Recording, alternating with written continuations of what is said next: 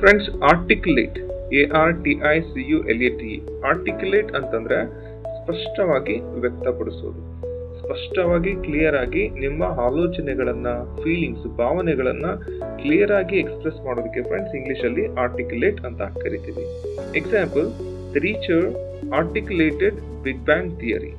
Friends, big bang theory ಅನ್ನೋದು ಈ ಜಗತ್ತು ಹೇಗೆ ಹುಟ್ಟುಕೊಳ್ತು, ಹೇಗೆ ವಿಕಾಸವನ್ನು ಹೊಂದಿತು ಅನ್ನೋದ್ರ ಬಗ್ಗೆ ನಮಗೆ ಒಂದು ವಿವರಣೆಯನ್ನ, ಜ್ಞಾನವನ್ನ ಕೊಡುತ್ತೆ. ಆ ಥಿಯರಿ ಬಗ್ಗೆ ಟೀಚರ್ ಕ್ಲಾಸ್ ರೂಮ್ ಅಲ್ಲಿ ಸ್ಪಷ್ಟವಾಗಿ ವ್ಯಕ್ತಪಡಿಸಿದ್ರು, ಸ್ಪಷ್ಟವಾಗಿ ವಿವರಣೆಯನ್ನ ಕೊಟ್ಟರು ಅನ್ನುವಂತ ಅರ್ಥ ಬರುತ್ತೆ. ಸಮ್ ಪೀಪಲ್, ಕೆಲವು ಮಂದಿಗೆ ಫೈಂಡ್ ಇಟ್ ಡಿಫಿಕಲ್ಟ್, ತುಂಬಾ ಕಷ್ಟ, ಟು ಆರ್ಟಿಕ್ಯುಲೇಟ್ ದೇರ್ ಫೀಲಿಂಗ್ಸ್, ಅವರ ಭಾವನೆಗಳನ್ನ ವ್ಯಕ್ತಪಡಿಸೋದಕ್ಕೆ ತುಂಬಾ ಕಷ್ಟ ಆಗುತ್ತೆ ಕೆಲವು ಮಂದಿಗೆ, ಇಂಟ್ರೋವರ್ಟ್ಸ್ ಗಳಿಗೆ.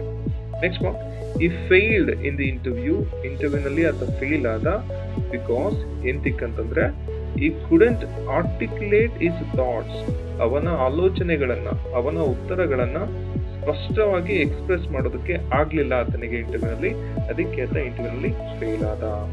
ಸೊ ಫ್ರೆಂಡ್ಸ್, ಆರ್ಟಿಕ್ಯುಲೇಟ್ ಅಂತಂದ್ರೆ ಸ್ಪಷ್ಟವಾಗಿ ಕ್ಲಿಯರ್ ಆಗಿ ನಿಮ್ಮ ಥಾಟ್ಸ್ ಮತ್ತೆ ಫೀಲಿಂಗ್ಸ್ ಅನ್ನ ಎಕ್ಸ್ಪ್ರೆಸ್ ಮಾಡೋದು.